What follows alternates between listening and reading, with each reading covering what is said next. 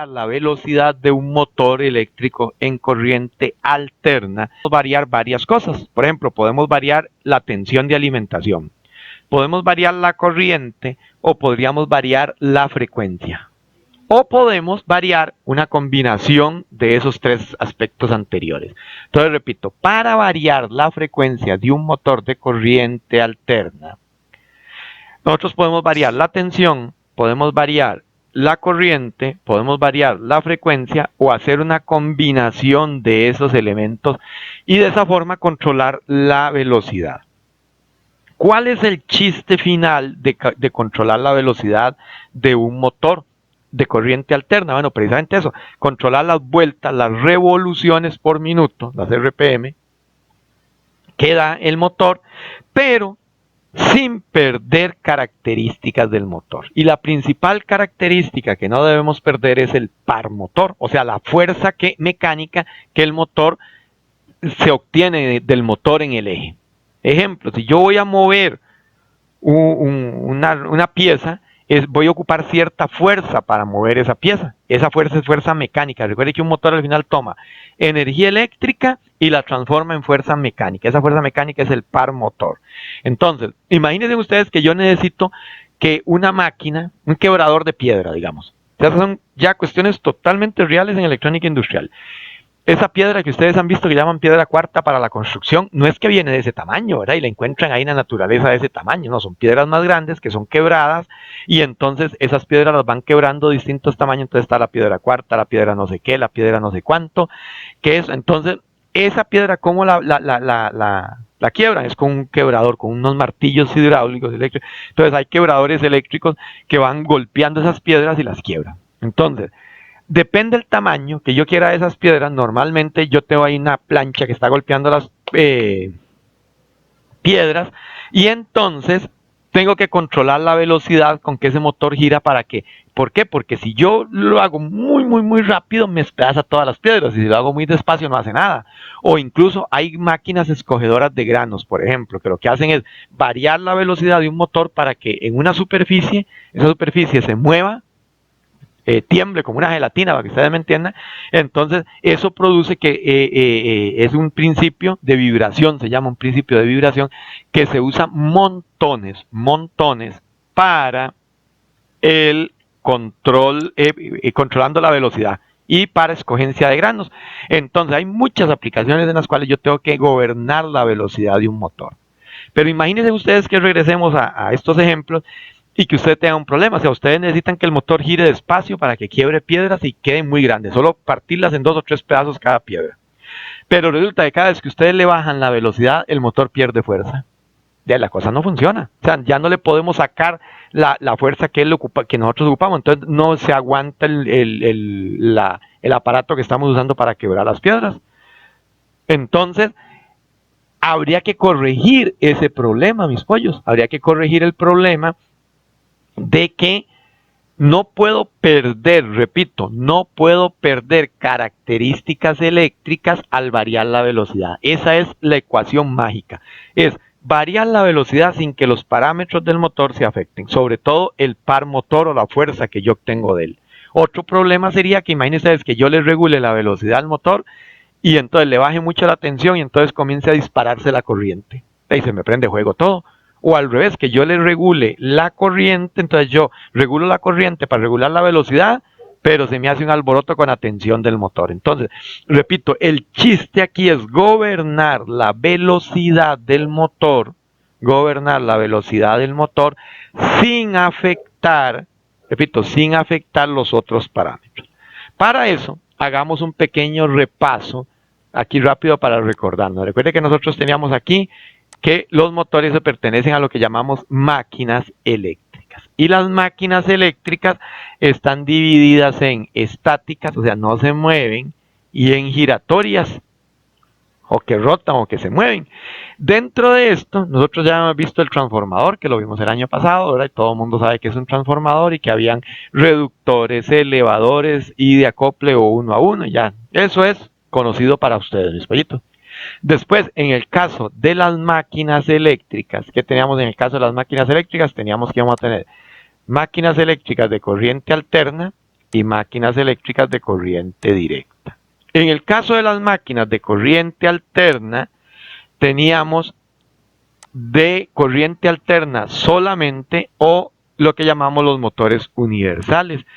Un motor universal es aquel que yo le puedo poner corriente alterna o corriente directa. Y sobre todo, son motores muy pequeños usados sobre todo en herramientas. Por ejemplo, en taladros, en esmeriladoras, en licuadoras, batidoras, todos esos motorcillos son motores se llaman motores universales. O sea, si ustedes toman el motor de la licuadora y le hacen y lo alimentan con la corriente alterna, perdón, va a funcionar, pero si lo alimentan con corriente directa también, o el motor de un taladro. Entonces, estos motores tienen algunas características, la mayoría tienen un rotor, que ya ustedes saben que era el rotor, ¿verdad? Que es la parte que gira del motor, ¿verdad? Física, la parte física, pues también teníamos un campo magnético que gira. Ahorita vamos a repasar eso otra vez. Entonces, aquí normalmente el rotor es bobinado. Y el estator, que es la parte que no se mueve, también. En el caso de los universales.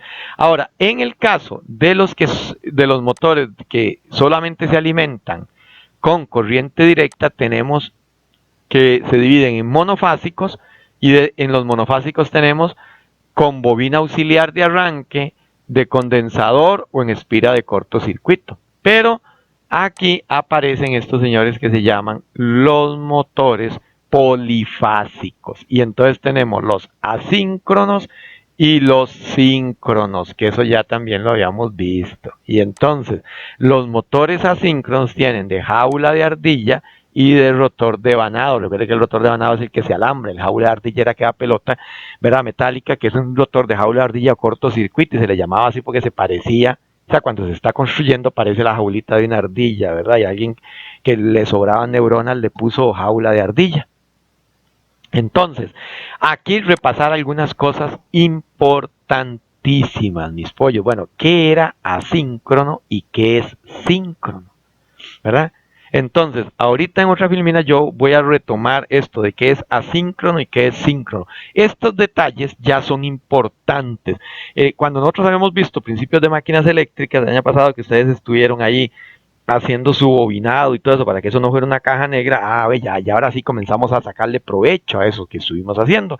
Entonces yo les había explicado qué era síncrono y qué es síncrono. Yo ahorita lo voy a volver a rescatar, pero sí algo importante. Ahora con los variadores de frecuencia esto va a tomar gran relevancia, o sea, la parte de síncrono y asíncrono.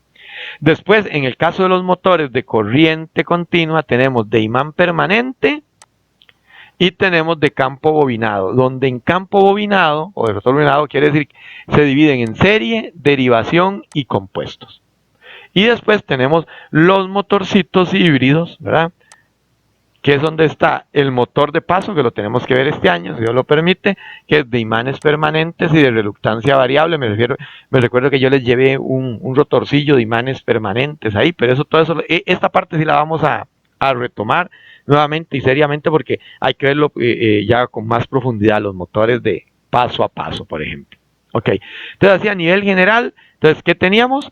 Tenemos que los motores eléctricos se dividen las máquinas eléctricas, perdón, en estáticas y giratorias. Prácticamente la única máquina eléctrica estática era el transformador, ¿verdad? No se mueve. ¿Qué hacía el transformador? Nos aprovechábamos del fenómeno de las bobinas, de que genera un campo electromagnético. Entonces, cuando yo alimento una bobina que le llamamos primario, viaja por un núcleo que tiene que ser de un material ferromagnético o sea, que permita la conducción de flujo magnético y llegaba a otra bobina. Y ahí nos aprovechábamos del fenómeno inverso, es de que el campo electromagnético produce corriente.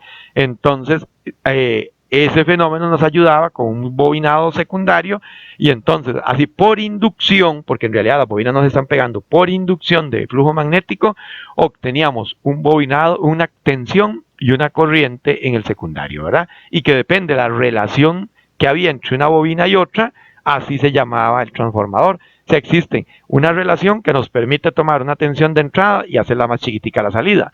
Existe otra relación que nos permite tomar una tensión de entrada y hacerla más grande a la salida. O podemos hacer una relación de igualdad donde ese transformador se le llama de 1 a 1 o acople.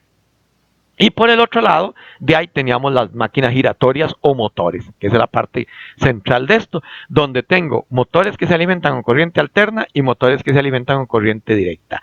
En el caso de los variadores de frecuencia, vamos a hablar por ahora de motores de corriente alterna, o sea, no vamos a usar un variador de frecuencia para regularle la velocidad a un motor de corriente directa, jamás. Entonces, vamos a usar los variadores de frecuencia en motores de corriente alterna y los puedo usar en motores síncronos o asíncronos. Por ahorita nos vamos a concentrar en motores síncronos. Entonces ustedes ahora les voy a explicar por qué. Entonces, ¿qué pasa?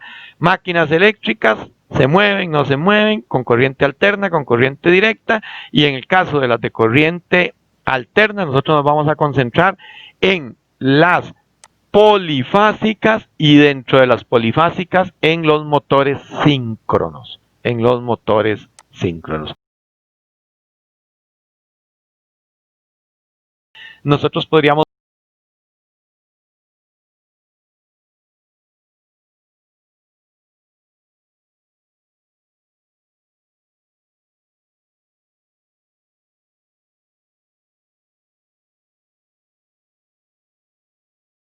muy bien, aquí a nivel de repaso, se ve un poco complicada la cosa, pero no. Es simple y sencillamente que lo que hay que hacer es observarlo un poquito y voy a mejorar. Esto en azul, lo que es el rotorcillo de jaula de ardilla, ¿verdad? El anillo del rotor ahí, ¿verdad? Que ahí, aquí tenemos que nos dicen la jaulita de ardilla, ¿verdad? Ahora, lo voy a repintar. Vean que aquí hay una especie de anillo que cuesta verlo un poco, se lo voy a repintar. Ahora lo estoy repintando en rojo. ¿Lo ven? Ahí. Ok. Eso es simplemente es como una imagen, como una cuestión tridimensional, transparente de lo que sería que el estator. ¿Lo ven? Entonces, aquí toda esta carajada que estaba aquí, que quedó ahora más enredado que antes, entonces lo ven ahí, si ustedes se concentran, lo ven en verde, entonces aquí tiene un bobinado, esto es un bobinado, lo que está repentando es esto. Entonces hay como un anillo y el rotor está en adentro. Entonces, esto es simplemente para recordarles de que nosotros tenemos dos piezas en el motor fundamental, que sería que va a ser un estator que no se mueve. Pero en este estator, ojo, en este estator nosotros tenemos un campo electromagnético, y este campo electromagnético sí se mueve, ¿verdad? ¿Se recuerdan cuando ustedes bobinaron el estator de los motorcitos? Que nos dimos una buena trabajada ahí. Entonces, sabemos que el estator no se mueve, pero con ese juego de bobinas que nosotros fuimos conectando ahí, ¿qué íbamos a generar? Un campo electromagnético, pero ese campo sí es giratorio, ese campo gira. Y precisamente ese campo giratorio que está ahí es el que se combina con el rotor, que el rotor sí es una pieza que gira. ¿Por qué? Porque es precisamente el que gira y el que va conectado al eje del motor, y a través del eje del motor es que yo tengo fuerza mecánica. Así es como convertimos energía eléctrica en energía mecánica a través de un motor. ¿Qué hay en medio de eso? Un motor. Entonces, ¿cómo logramos transmitir esa energía? Haciendo girar el eje del motor. ¿Cómo hacemos girar el eje del motor? Haciendo girar el rotor. ¿Y cómo hacemos girar el rotor? El rotor lo hacemos girar induciendo campos magnéticos giratorios, y eso lo traemos desde el estator. Ahora, ¿qué fue? Y aquí es donde hay lo importante. Ya nosotros lo habíamos visto ahora. Sí, dicho de una forma un poco más simple. Este campo electromagnético, repito, este campo electromagnético que generamos en el estator, ¿verdad? En el estator, gira, es un campo giratorio. Ahora, el rotor también gira. Entonces nosotros dijimos que en un motor donde la velocidad del campo magnético giratorio era igual a la velocidad del rotor, entonces hay un sincronismo, ¿verdad? Van a la misma velocidad y a la par, no se juntan, pero van juntos, giran a la misma velocidad.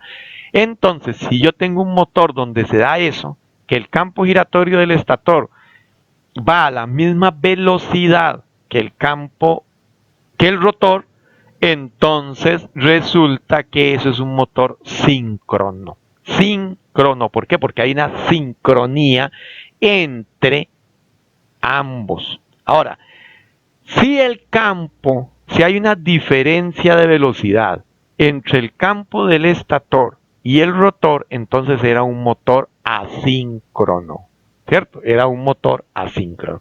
Entonces, aquí yo tengo mi amigo rotor, ¿verdad? Y él gira. Este rotor gira.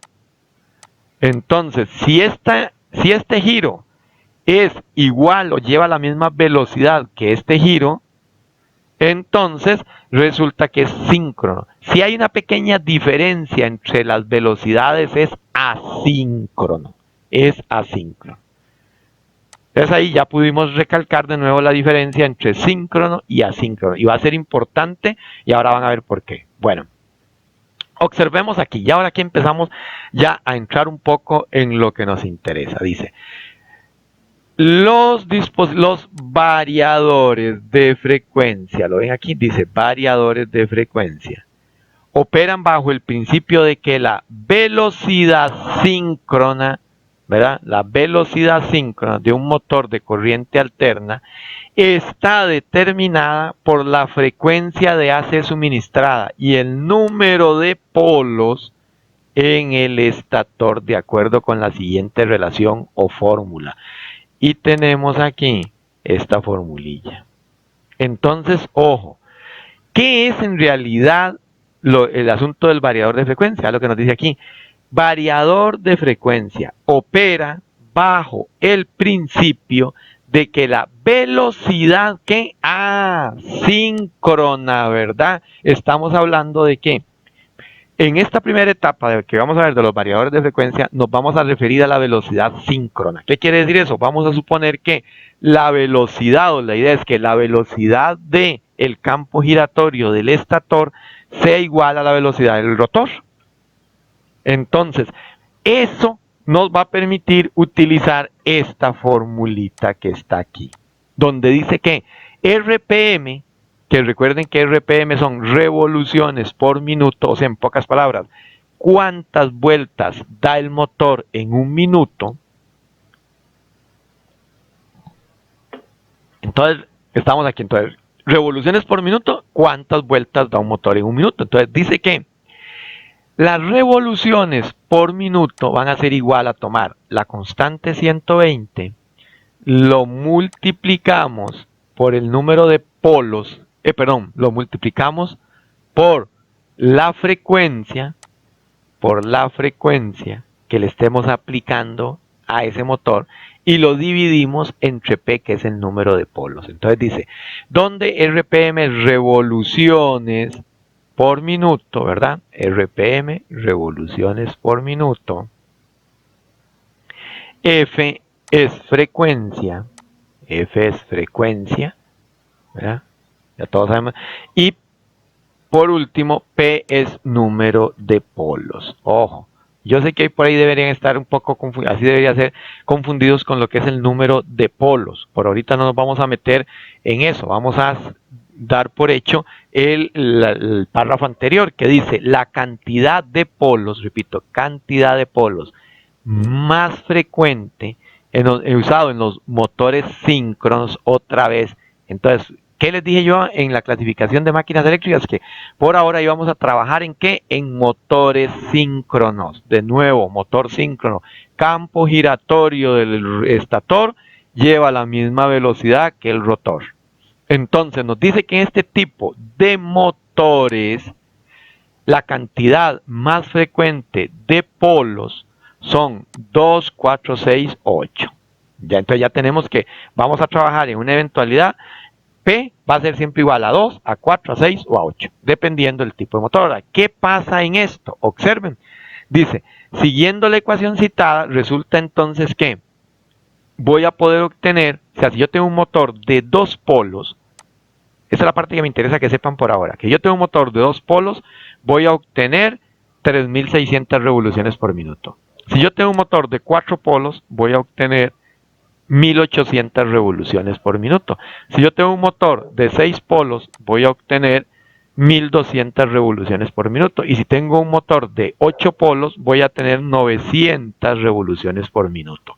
¿Qué quiere decir eso, ángeles míos? Quiere decir que entre menor polos, más revoluciones por minuto, ¿cierto? 2 me dan 3600, 4 1800, 6 1200, 8 900. Entonces, entre menos polos tengo un motor, más velocidad puede alcanzar. Ojo, esta velocidad de la que estamos hablando aquí, estas 3600 revoluciones por minuto, por ejemplo, vamos a borrar un poco aquí para que nos quede esto un poco, o sea, estas, por ejemplo, 3600 revoluciones por minuto, sería que la velocidad máxima del motor. Porque hay que tener estas cosillas en cuenta antes de usar un máxima. Un variador de frecuencia, porque resulta que el variador de frecuencia me va a ayudar según esta fórmula, y ahorita vamos a ver por qué, ¿verdad? Ya que estábamos con esta fórmula, y de aquí, entonces, repito, vamos a trabajar con esta fórmula. Entonces, estamos viendo que involucra frecuencia y polos. Ya sabemos entonces que los números de polos más comunes van a ser 2, 4, 6 y 8, y dependiendo de estos polos vamos a obtener 3600 RPM, 1800 RPM, 1200 RPM o 900. Pero, ¿qué les estaba diciendo yo? Este valor indicado acá va a ser la velocidad máxima. Ojo, ¿qué quiere decir eso? Que yo voy a poder regular la velocidad de ese motor. ¿Y cuántas vueltas va a dar? O sea, entre menos velocidad, menos vueltas, más velocidad, más vueltas. Pero no puedo obtener más de 3600 revoluciones en este tipo de motores síncronos. Recuerden que estábamos con los motores síncronos, ¿verdad? Motores de corriente alterna. Algo importante, la mayoría de estos motores en la industria, ¿verdad? Nosotros somos y seguiremos siendo electrónica industrial, son motores trifásicos. Y el año pasado ya vimos todo lo que tenía que ver con aspectos trifásicos. Si alguien tiene alguna lagunita por ahí, repasar toda la materia que vimos del año pasado de trifásicos. De qué era trifásico y todo aquel asunto que habíamos visto, de raíz de 3, de la fase 1, 2, 3 o de RST, todo aquel asunto que ya habíamos visto. Ok, ¿qué pasa aquí? Aquí lo que pasa entonces es que ¿por qué hay que tener estos detalles tan importantes? Bueno, porque ya ustedes están viendo que por ahorita vamos a usar, o la idea es usar solo motores trifásicos síncronos o motores síncronos. No es que a los asíncronos no se les puede hacer, vamos a concentrarnos en síncronos.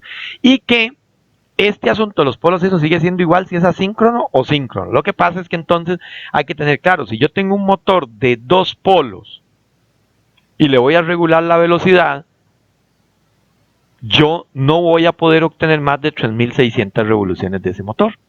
Pero si tengo el mismo motor, pero esta vez ya no tiene 2 polos, he construido, o sea, no es que los polos se puedan variar. Este motor viene ahora con 4 polos, resulta que ya yo solo voy a poder obtenerle una velocidad máxima de 1800 revoluciones por minuto. Y si es de 6, de 1200, y si es de 8, de 900 revoluciones por minuto. Entonces, la velocidad máxima a la cual yo podré llevar el motor está indicada por quién. Exactamente, yo sé que Marco Aurelio siempre está en todas, por el número de polos que tenga el motor. El número de polos me va a decir la velocidad máxima que yo puedo obtener de él. Entonces, ¿qué pasa acá? Si ustedes ven, resulta que ya acabamos de ver que si yo le varío el número de polos, le varío el número de velocidad. ¿Por qué? Porque esta cosa aquí está dividiendo, pollitos.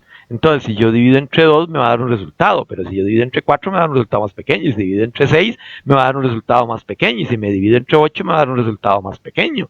Recuerden, imaginen que si 120 por F fuera una pizza y yo la reparto entre 2 personas, nos toca media pizza cada uno. Pero si ya se nos cola ahí algunas otras personas, ¿verdad?, que todavía nos están debiendo una parrillada, entonces ya llegamos a 4 personas y nos toca menos pizza. Y si resulta que caen ahí otros, y ojalá con buen hambre, ya nos toca, ya somos 6, entonces ya de la media pizza que nos tocaba cada uno, al principio ahora nos toca solo un sexto. Y si son 8, nos toca un octavo de pizza, ¿verdad? Entonces, ¿qué pasa? Que como el P está dividiendo, entre más grande sea este numerito, más pequeño es el resultado de las RPM, ¿verdad? Pero, entonces, eso implica que variando el número de polos, variamos la velocidad. Ahora, ¿qué sucede? Aquí el chiste es que si un motor, repito, pongámoslo aquí, si un motor es de 2 polos, me va a dar 3600, ¿verdad? Si es de 4, 1800, si es de 6, 1200, si es de 9, de 8 polos, perdón, 900 revoluciones. Entonces, cuando yo enciendo el motor, y si es de 2 polos, él automáticamente va a agarrar velocidad y se va a poner a girar en 3600 revoluciones. O sea, no es que él va a ir ahí y va a decir, mira, voy a quedarme en 600 revoluciones, qué pereza. Voy a quedarme en 1000. No, no, automáticamente él va a alcanzar la velocidad máxima que él pueda obtener. A eso se le llama velocidad nominal. A estas revoluciones, estas 3600, 1800, 1200 y 900 se le llaman velocidad nominal. Velocidad nominal. Entonces, esta velocidad nominal él la va a alcanzar cuando lo encendamos.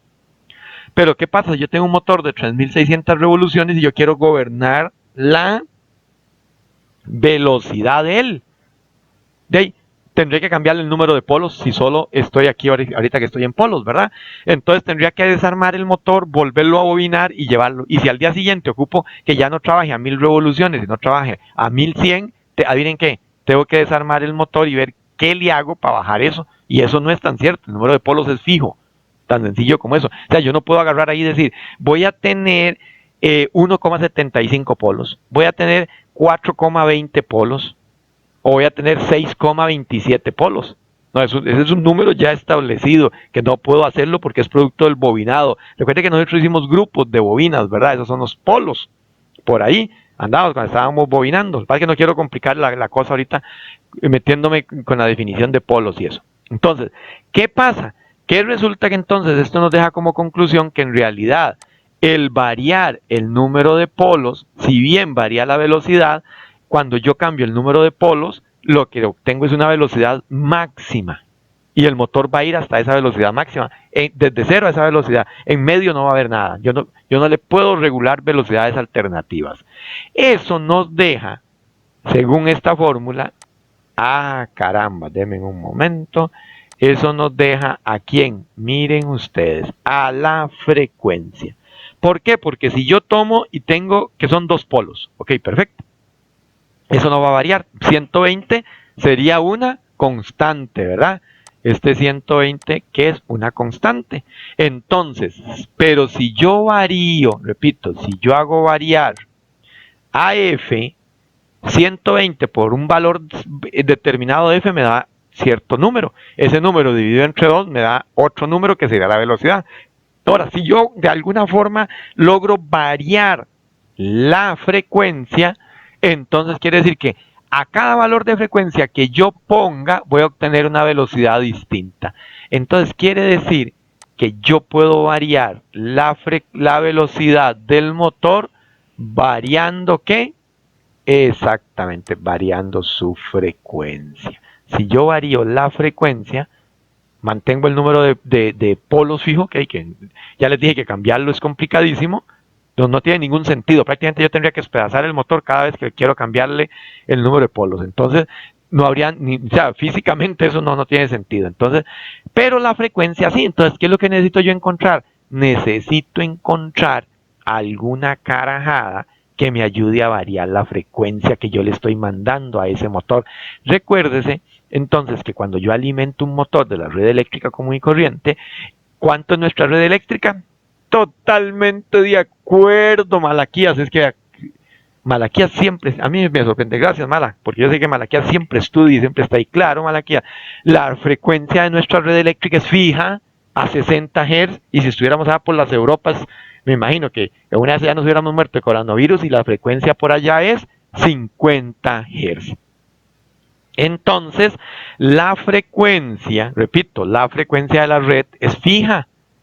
Entonces, si yo alimento un motor de 2 polos con una señal trifásica, ahí de la alimentación trifásica, yo voy a tener 220 voltios entre fase y voy a tener 2 polos fijos, pero la frecuencia sigue siendo fija. Entonces resulta que ¿Cuál es el chiste aquí? Que necesito un aparato que me mida, que sea capaz de cambiar esos 60 Hz.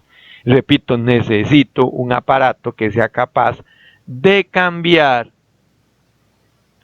ese, perdón, de cambiar esos 60 Hz a otra frecuencia.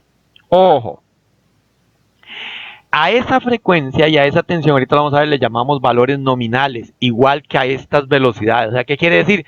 ¿Qué quiere decir un valor nominal? Es el valor normal de trabajo, repito, sería el valor normal de trabajo que va a tener esta máquina eléctrica. Ok, visto entonces que en realidad nosotros sí podemos, o sea, la conclusión aquí fundamental de esta transparencia es que nosotros podemos variar las revoluciones por minuto, o sea, la velocidad de una máquina eléctrica, en este caso de un motor síncrono, ¿verdad? Pongámoslo aquí, de un motor síncrono, porque les dije a ustedes que íbamos a hablar de la velocidad síncrona, y eso era que campo giratorio del estator era igual al giro del rotor. Entonces, que tomando eso en cuenta, nosotros podemos variar la velocidad de esa máquina eléctrica variando la frecuencia. Que si yo varío la frecuencia, puedo variar la velocidad del motor. La velocidad del motor. ¿Ok? Entonces veamos aquí. ¿Qué sucede? Muy bien, no se me asusten. Aquí simplemente tenemos dos cuestiones y nos dice que, ojo, ¿qué tengo yo aquí? Exactamente, ¿verdad? Aquí voy a tener el estator, ¿cierto? Y aquí voy a tener el rotor. Ya nosotros sabemos qué hace cada uno de ellos. Este genera un campo magnético, un campo electromagnético giratorio, y este da vueltas. Y aquí en el eje es donde yo voy a tener la fuerza mecánica. O sea, yo aquí le meto electroncitos, ¿verdad? Le meto electricidad a este señor. Y este señor me convierte esta electricidad, que ni se nota qué fue lo que puse aquí. Repito, yo aquí le pongo electricidad a este motor, ¿verdad? Y esta electricidad se convierte en una fuerza mecánica, ¿verdad? En una fuerza mecánica. Que esta fuerza mecánica se le llama par motor. Entonces, en realidad, si nosotros vemos aquí, esto sería ya una formulita más detallada de esta cosa, pero no hay ningún problema. Aquí lo que yo tengo es lo siguiente, tengo una fórmula para el campo giratorio del estator, o sea, para este señor de aquí. Pero yo tengo el estator que no se mueve, entonces ¿qué va a pasar? Esta fórmula es para calcular la velocidad de este señor. No del estator, porque si se nos mueve el estator quiere decir que nos paseamos en el motor, ¿verdad? Se quebró toda esa carajada y salió volando. Me refiero del campo del estator, ¿verdad? Entonces, aquí, ¿qué es lo que tenemos nosotros? Que este estator, o sea, esto es cómo se calcula la velocidad en revoluciones por minuto del campo que está girando aquí. Vean que 60 por la frecuencia por P, otra vez el número de polos. Pero aquí, ¿cuál es la diferencia? Ojo, aquí la diferencia es que aquí aparece el 60, que es lo que estamos hablando, ¿verdad? Entonces, en este caso, tenemos esto aquí, tenemos una constante que es la mitad de la anterior era 120, ahora tenemos aquí que vamos a usar, realmente ya está, la otra era una fórmula general, algo importante. Voy a regresarme porque vale la pena hacerlo. Esta fórmula, a pesar de que nosotros hablamos aquí de motor síncrono, velocidad síncrona, esta formulita sirve para cualquier motor que sea síncrono o asíncrono. ¿Estamos claros? Síncrono o asíncrono. O sea, esto es una fórmula general. Esto es una fórmula general. Pero aquí vamos a entrar en un detalle más específico. ¿Y cuál sería este detalle específico? Es que yo tengo una fórmula para el cálculo de la velocidad del campo que se genera aquí. Y voy a tener una fórmula, que está aquí, para calcular la velocidad de este señor. del rotor. Entonces observen ustedes que en ambas tomamos en cuenta una constante que se llama, tiene un valor 60. En ambas nos aparece ¿quién? Ay, nuestro amigo P, ¿verdad? Que ya sabemos que son el número de polos, que puede ser 2, 4, 6, 8, y que vamos desde 3600 revoluciones por minuto hasta 900 revoluciones por minuto. Entonces, esto, ojo, esto, dijimos que no lo íbamos a estar variando, no vamos a variar el número de polos. Aquí, entonces, aparece ¿quién?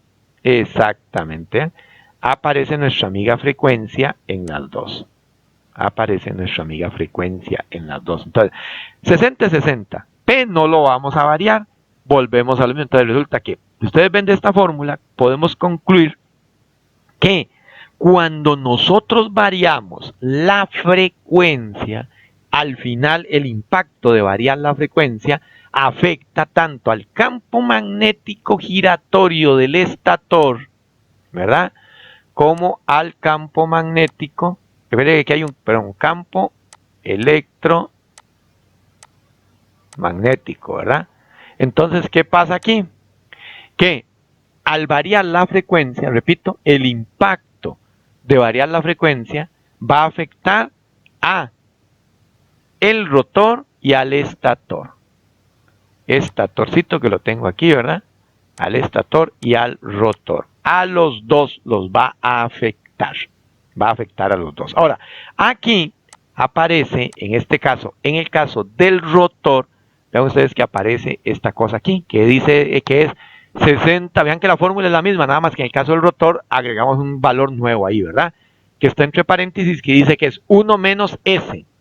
Fíjense aquí mis polluelos del alma, ¿verdad? Aquí en medio de esto, que dice ahí que ese se llama el deslizamiento. ¡Ay, carajo! ¿Qué diantres es eso?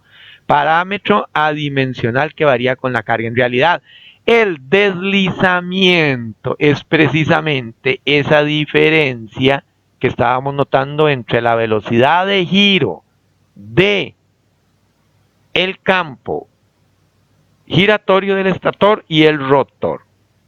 Y hay algo muy importante. Dice que es adimensional que varía con la carga. ¿Qué quiere decir eso? Obvio, fíjense en esto, mis pollos. Si este rotor gira aquí y va a transmitir su fuerza ¿a quién? A este eje, y este eje gira, entonces, si yo a este eje le pongo una, y lo voy a escribir aquí, es que a veces piensan que no es tan fácil escribir en esta pantallita, entonces, pero esto es muy importante. Entonces, aquí va a ir una carga. Entonces, si nosotros ponemos una carga a este, ay por Dios, bueno, tranquilo, ya yo fui el culpable. Entonces, estábamos aquí, ¿verdad? De nuevo, vamos. Aquí yo tengo a quién, nuestro amigo rotor. Este rotor gira. Si este rotor gira, este eje gira. ¿Ok? Perfecto. Ahora, cuando este eje gira, si a este eje yo le pongo una carga, o sea, está dándole vueltas a algo, esa carga va a provocar entonces que este rotor comience a tener un deslizamiento, un desfase en velocidad con respecto al campo que tengo aquí, al campo giratorio. Entonces, ¿quién es esto? ¿Quién es este? Esto es producto de ese asincronismo. O sea, esta sería la parte asíncrona del motor. Eso sería la parte asíncrona del motor. ¿Por qué? Porque imagínense que si yo les digo que no hay un desplazamiento, entonces ese valdría 0. 1 menos 0 es 1, esto por 1 es 1, esto por 1 es esto, y entonces estas dos cosas serían iguales. O sea, la velocidad del campo giratorio sería igual a la velocidad del rotor, y entonces lo que tendríamos es un sincronismo, ¿verdad? O sea, sería una máquina síncrona. Por eso es que estas formulillas ya hay que verlas un poquito más detalladas, así, más minuciosas. Entonces, volviendo aquí al asunto. Tenemos esta fórmula para calcular la velocidad del campo que se genera,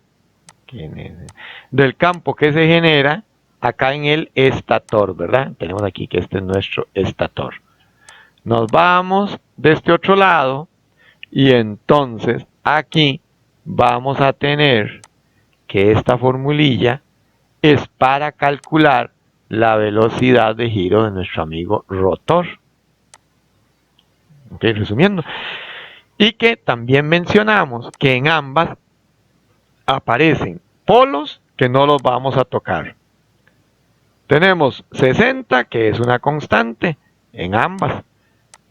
Y por último, lo que vamos a poder variar es la frecuencia. Y que si ustedes ven aquí de la fórmula, es simplemente fácil deducir que el impacto de variar la frecuencia afecta al estator y afecta al rotor.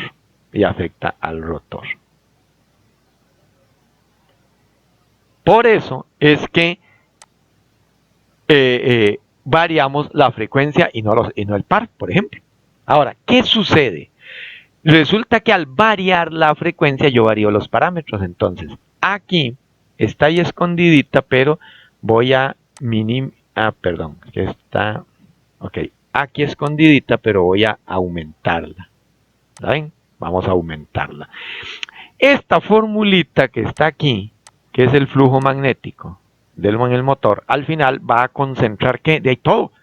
El flujo magnético es el que hace que esa carajada gire el campo y que gire el rotor y que gire todo. Pero entonces vean ustedes que nos dice que el flujo magnético en realidad es una constante K, que por ahorita no es de trascendencia para nosotros, pero aquí sí tenemos algo que es de trascendencia fundamental. Vea que entonces la cantidad de ese flujo magnético, de todo ese magnetismo mágico que hay ahí, que hace girar el motor, va a tener una relación directa entre la tensión que le aplique al motor y la frecuencia que tenga el motor.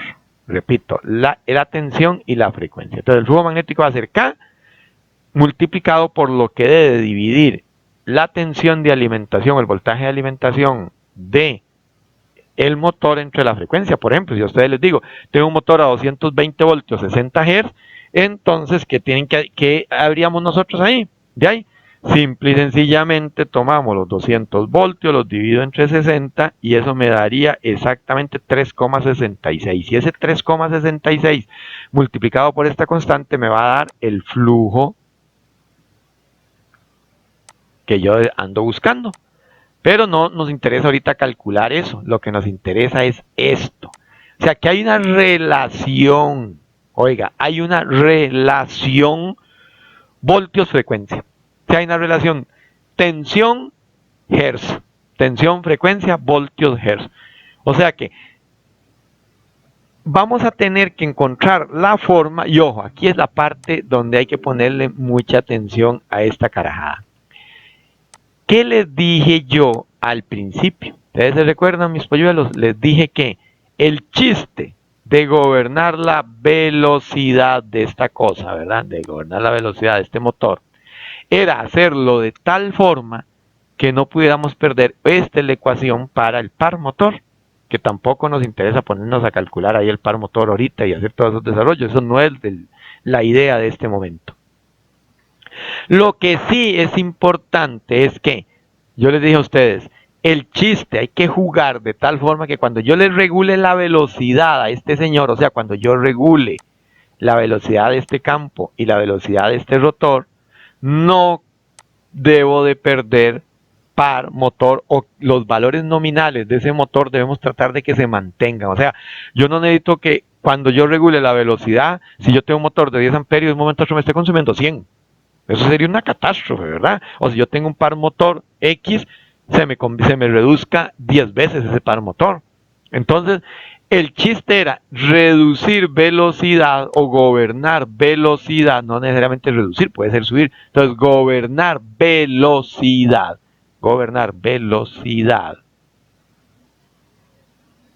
sin perder características eléctricas. Ahora, aquí es donde viene la jugada. Si hay alguna diapositiva que concentre todo el asunto de lo que estamos hablando, es esta. Aquí, si ustedes ven, ¿qué nos dice que tenemos en esta gráfica? Tensión. La tensión del motor.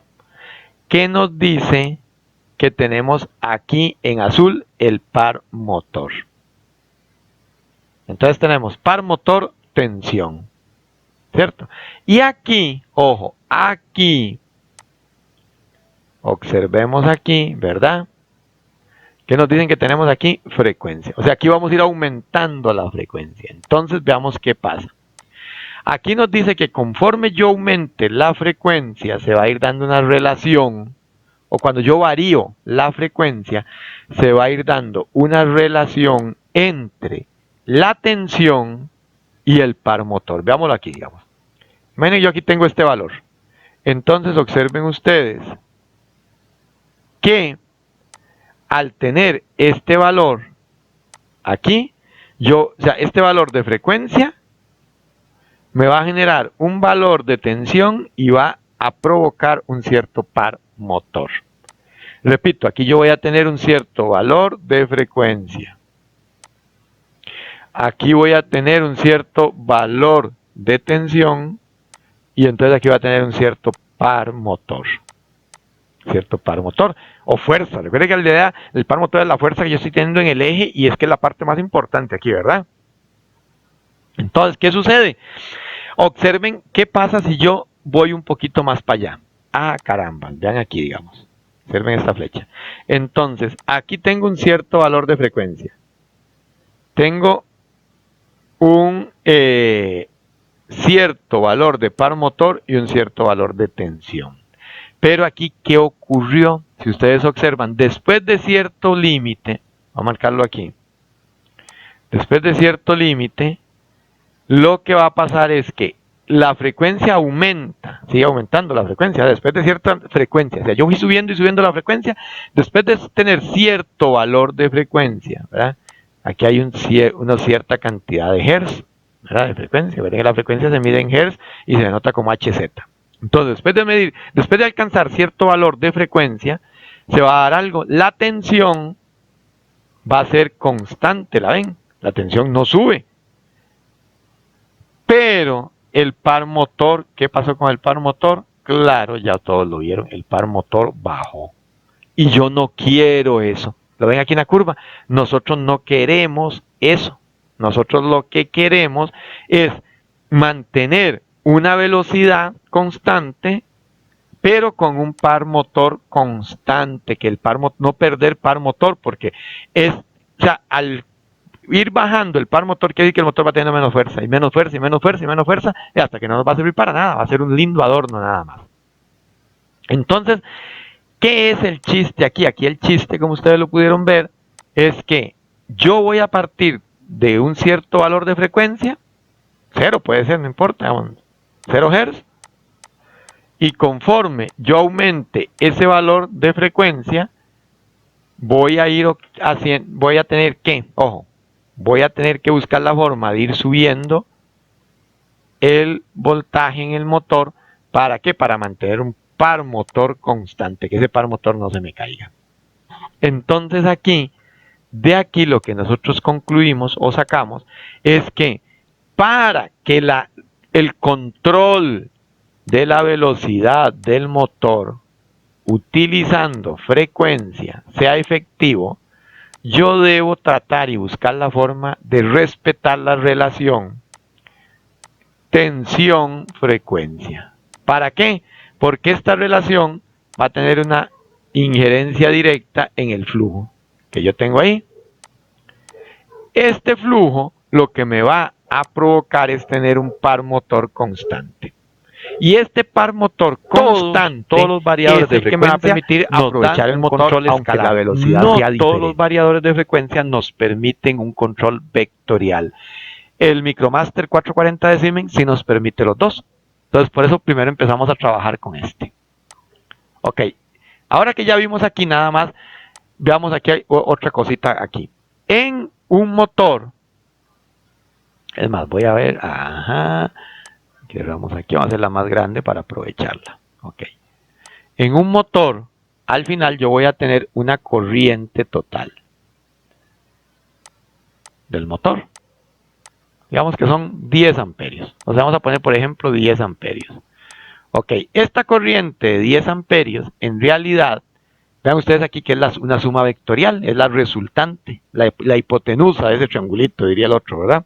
Entonces es la resultante de ¿qué? De una suma de dos vectores. Pero si ustedes ven, esos dos vectores, en realidad, son producto de ¿qué? O sea, ¿quién es el primer vector? La corriente productora del par motor. O sea, yo voy a tener una corriente en el motor que es para producir el par motor. Y voy a tener otra corriente en el motor que es la que me va a producir ¿quién? El flujo, productora del flujo. O sea, ¿qué es la corriente productora del flujo? La corriente que hace que esa carajada se mueva. O sea, la corriente que produce el campo giratorio y la corriente que produce que el rotor gire. Entonces, al final, la corriente total de un motor va a ser producto de estas dos corrientes. ¿De cuáles dos corrientes? De esta corriente, que es la que produce el flujo magnético, electromagnético, y esta corriente, que es la que produce el par motor, o sea, la que transmite la fuerza hacia el eje. Si nosotros lo vemos, observen ustedes una cuestión aquí. Si ustedes lo observan acá, resulta que, vean acá que nos dice que nosotros tenemos aquí una carga ligera. O sea, lo que el motor, lo que está pegado al eje, no pesa mucho, por decirlo de alguna forma así. No ejerce mucha resistencia al movimiento. Entonces a eso se le llama carga, ¿verdad? Entonces es una carga ligera. Vean que aquí tenemos un ejemplo para una carga media y para una carga pesada. Entonces digamos de que lo que teníamos ahí era una licuadora, digamos. Entonces, una carga ligera no hay nada dentro del frasco. Una carga media tenemos un poco de granola, leche, uvas, fresa y nos va a hacer un batidito. Y en una carga pesada, lo que le echamos es hielo, por ejemplo, para licuar hielo. Entonces, observen ustedes algo interesante, muy importante. Conforme aumentamos la carga, vean que la corriente que produce el flujo, o sea, la corriente necesaria para que el motor gire, que de vueltas, no aumenta, ¿la ven? Sigue igual. Es la misma. O sea, que es esto que está aquí. O sea, ¿cuál es esa corriente? Es este vector que está aquí, ¿lo ven? Ese vector que está en verde. Entonces vean que no aumenta, no se hace más grande. Pero, ¿qué pasa con la corriente de par? Vean que aquí yo tengo el vector este en rojo, me representa la corriente de par con una carga ligera. Vean qué pasó aquí con ese mismo vector con una carga media y vean qué pasó aquí con ese vector con una enorme carga, ¿verdad? Entonces, ¿a qué conclusión estamos llegando? Que la corriente de par aumenta con respecto a la carga y eso es muy importante. Yo agarro un motor, le meto una carga y empieza ese pobre motor a trabajar y él a parar la lengua, a sacar la lengua, a incluso hasta que yo puedo llegar a que esta corriente sea tan grande, esa corriente de par motor, crezca tanto que me echo el motor, ¿verdad? Quemo los bobinados y hasta ahí llegó el asunto.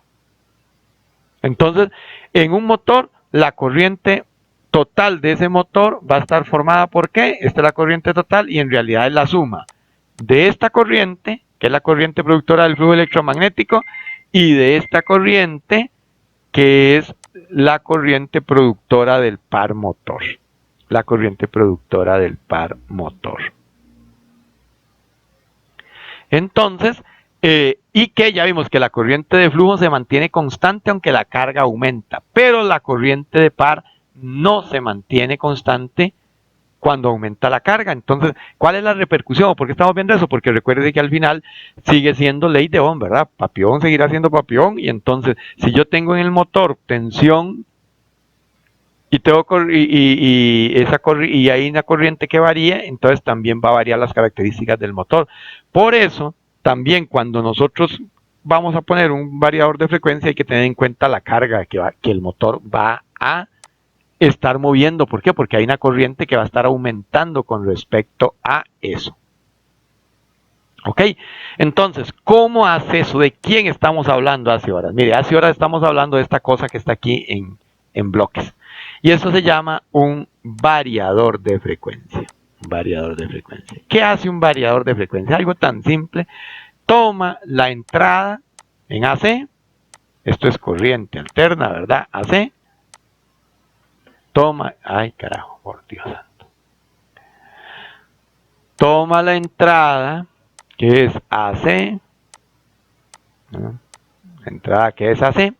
Después pasa por un puente de diodos, aquí tiene 6 diodillos porque es un puente trifásico, ya tenemos, entonces, esta AC la convertimos en corriente directa, repito, entonces nosotros tomamos y convertimos esta corriente alterna en corriente directa, mediante este puente rectificador.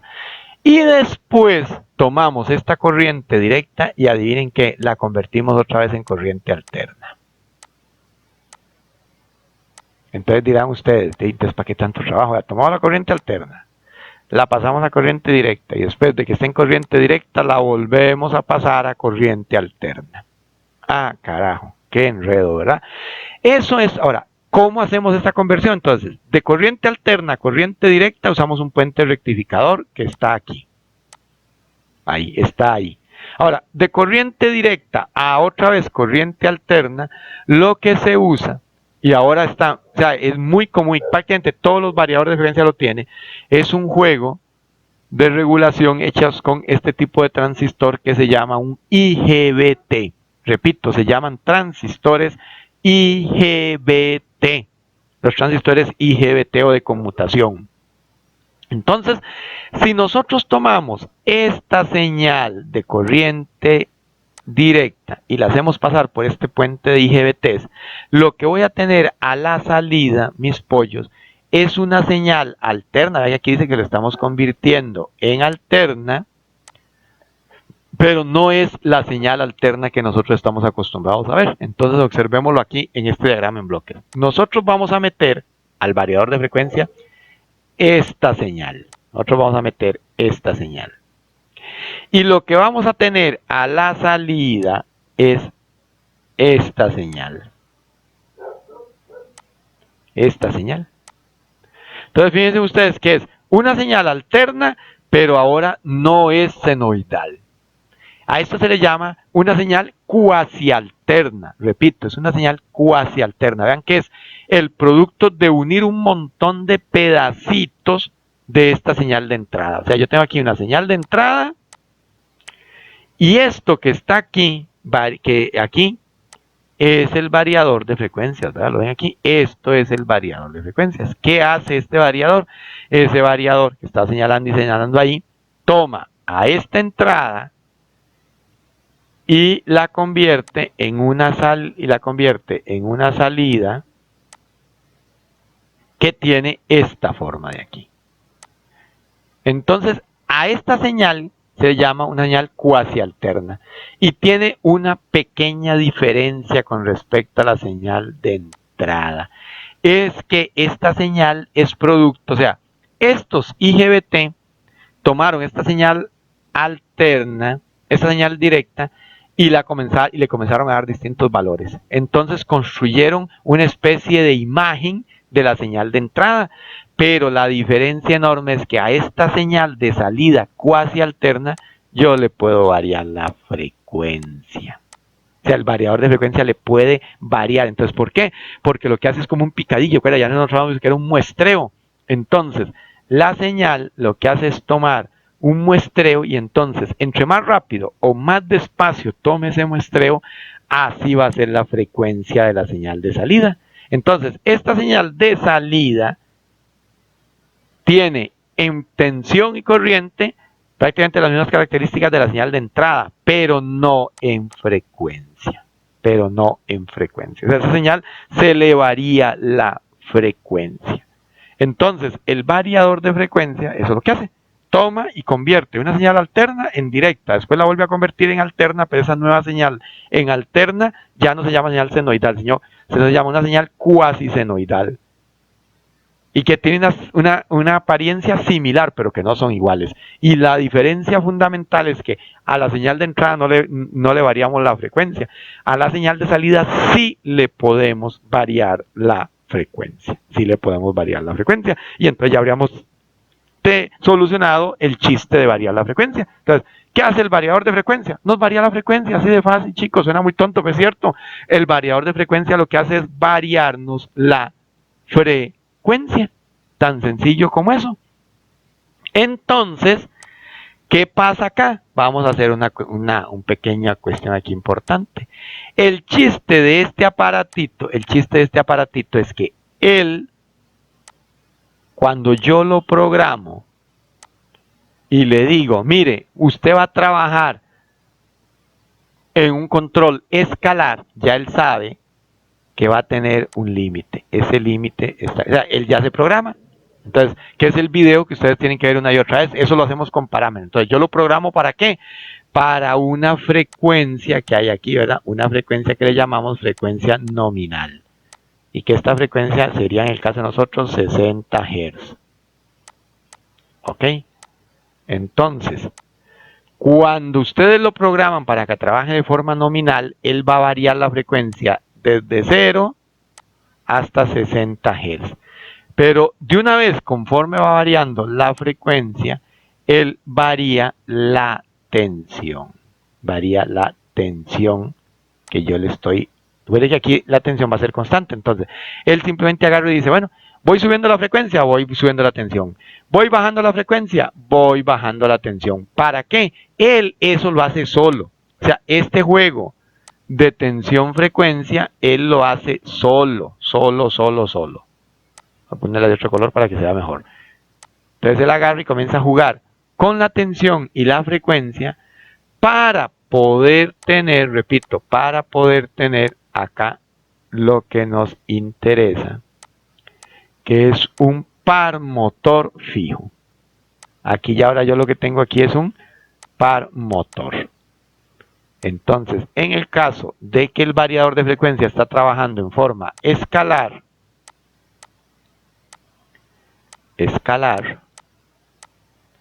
al final de cuentas se resume en este gráfico, que es que el variador de frecuencia va a tomar y va a hacer variaciones de frecuencia entre 0 y una frecuencia nominal, 60 Hz para nuestro caso, pero conforme juega con la frecuencia también hace variaciones de tensión, de tal forma que el par motor no varíe, que el par motor se mantenga constante.